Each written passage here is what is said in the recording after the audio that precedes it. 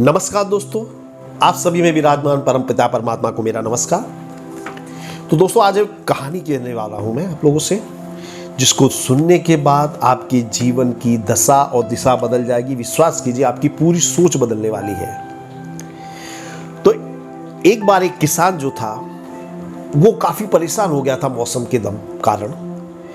अक्सर ज़्यादा बारिश होती तो फसल बर्बाद हो जाती, कम बारिश होती तो भी फसल बर्बाद हो जाती, आंधी तूफान आते, ओले आते, फसल बहुत ही बर्बाद हो जाती। तो एक बार जो किसान था कंटाल गया, उसने आकाश की ओर हाथ ऊंचे किए, बोले ए भोले।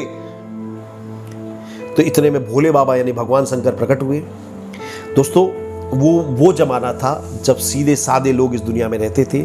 भगवान शंकर उसके सामने प्रकट हुए, बोले क्या बात है। तो किसान बोला, भगवान जी आप होगे भगवान, आप पूरी सृष्टि चला रहे हो, लेकिन आपको खेती करना नहीं आता, आपको खेती का कोई भी ज्ञान नहीं है। कभी आप तेज बारिश करते हो, कभी बारिश नहीं होती है, आंधी आ जाता है, तूफान आ जाते हैं, ओले आ पड़ते हैं। ये क्या सिस्टम है भगवान? इस तरह से खेती थोड़ी की जाती है। मुझे आपका ये तरीका पसंद नहीं आया। तो भगवान ने बोला कि खैर कोई बात नहीं, चलो 1 वर्ष के लिए मैं तुम्हें ये मौसम का पूरा डिपार्टमेंट तुम्हें सौंपता हूं। अब तुम जैसी चाहोगे, जितनी चाहोगे वैसी बारिश होगी, जैसी चाहोगे वैसी धूप होगी, जैसी तुम चाहो वैसी व्यवस्था कर सकते हो। इतना बोल करके भगवान अंतर्ध्यान हो गए। अब किसान ने सारा जो मौसम का डिपार्टमेंट था अपने हाथों में लिया। उसने बीज बोए और ऑर्डर दिया, तो आसमान में से बारिश होने लगी। उसने माप पट्टी से नापा, परफेक्ट बारिश है, और स्विच ऑफ, बारिश बंद। कोई आंधी नहीं आई, कोई तूफान नहीं आया। किसान ने अपने पौधे धूप में मुरझा ना जाए इसलिए अपने खेत के ऊपर बदलियों से उसको ढक दिया, जिससे पौधे को बिल्कुल धूप से मुरझाए नहीं। इस तरह की पूरी व्यवस्था उस किसान ने अपने ढंग से की। और वास्तव में किसान के जो गेहूं के पौधे थे काफी लाजवाब हुए, उनमें अद्भुत हरियाली थी। किसान भी काफी प्रसन्न हुआ। उसे लगा कि अब मैं भगवान को बताऊंगा कि खेती कैसे होती है। 6 महीने बाद उसने फिर से भगवान को आवाज दी कि भोले बाबा प्रकट हो। तो भगवान शंकर प्रकट हुए। किसान ने कहा, देखो भगवान, अब मैं आपको बताऊंगा कि खेती कैसे होती है। तो भगवान के सामने उसने अपने पौधों को काटा और उसकी जब बालियों को छीला गया तो किसान की आंखें खुली की खुली रह गई। वो देखने में वो बालियां काफी सुंदर थी, लेकिन उसके अंदर जो बीज थे वो काफी मुरझाए हुए थे। कुछ बालियों में तो बीज भी नहीं थे, एक दाना भी नहीं था।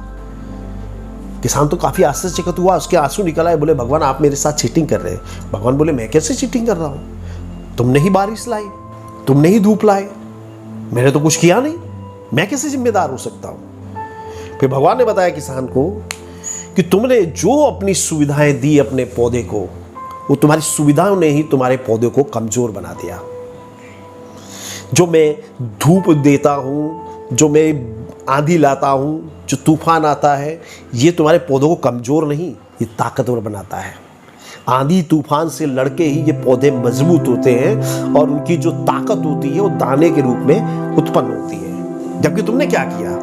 तुमने अपने पौधों को बिल्कुल मुसीबतों से बचा के रखा। तो दोस्तों, जिंदगी में हम सबों के साथ ऐसा होता है। जब भी दुख तकलीफ होती है, हम भगवान को बोलते हैं कि हे ईश्वर तू क्या कर रहा है, और भगवान पे हम लोग ताने मारने लगते हैं। जबकि दुख तकलीफ मनुष्य को निखारती है। सोना आग में जलकर ही कंचन बनता है। और दोस्तों, मैंने देखा है कि जब भी कुछ अच्छा होता है तब हम भगवान से प्रश्न नहीं करते कि हे भगवान, मैं तो इसके लायक नहीं हूं, तूने मुझे इतनी सफलता क्यों दी, तूने मुझे इतना धन क्यों दिया। तब कोई प्रश्न नहीं खड़ा करता। लेकिन जब दुख तकलीफ आती है तो अब भगवान के ऊपर प्रश्न उठाते हैं। लेकिन हर चीज में ईश्वर की एक योजना होती है। एक और प्रश्न कहना चाहता हूं। कैलिफोर्निया में, अमेरिका में कैलिफोर्निया में जब सोने की खदानें खोजी गई तो अमेरिका के बहुत बड़े इन्वेस्टर्स कैलिफोर्निया में जमीन लेने पहुंचे। एक अमेरिकन था, उसने बहुत बड़ा पहाड़ खरीद लिया सोने की खुदाई करने के लिए। उसने अपनी पूरी संपत्ति दांव पे लगा दी, पूरी संपत्ति दांव पे लगा दी। महंगे से महंगी लेटेस्ट मशीनें खरीदी और उसने सोने की खुदाई का काम चालू किया। लेकिन कई दिनों बाद भी उसे सोना बिल्कुल नहीं मिला, सोने का एक दाना भी नहीं मिला। उसके लिए काफी आश्चर्य था। उसने अपना सब कुछ दांव पे लगा दिया था, लेकिन उसे सोने का एक दाना भी नहीं मिला। काफी हताश उदास हो गया। उसके मित्रों ने भी कहा कि तुमने अपना सब कुछ दांव पे लगा दिया, तुम बर्बाद हो चुके हो। उसने कहा बात तो सही है, अब मैं अपने ये जो पहाड़, अपनी जमीन है और अपनी मशीनों को बेचना चाहता हूँ। इस पर उसके दोस्तों ने कहा कि तुम्हारी जो निष्फलता का समाचार है पूरे अमेरिका में फैल चुका है। कोई भी व्यक्ति, कोई भी मूर्ख व्यक्ति भी तुम्हारे जगह पे इस प्रोजेक्ट में पैसा इन्वेस्ट नहीं करेगा। लेकिन उस व्यक्ति ने कहा कि इतने बड़े अमेरिका में कोई ना कोई तो मूर्ख होगा मेरे जैसा, कोई ना कोई तो पागल होगा जिसे अपनी बाजू पे भरोसा हो, तो मैं कोशिश करता हूं। तो उसने इश्तिहार दिया, सचमुच उसे एक खरीदार मिला।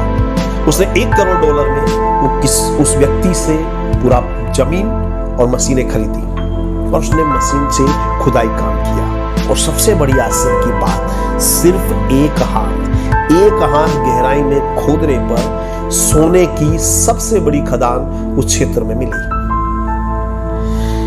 तो ये उसको जान करके जो पहले वाला व्यक्ति था उसको काफी आश्चर्य हुआ।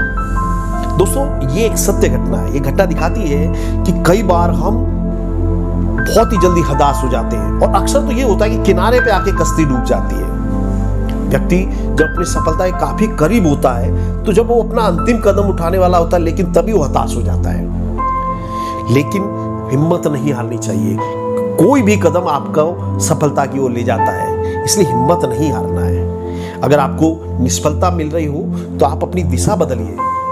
सोचिए कि आप क्या गलत कर रहे हैं। मेहनत करने से नहीं बचना है। मेहनत करोगे तो सफलता अवश्य मिलेगी। जय श्री कृष्ण दोस्तों, थैंक यू वेरी मच।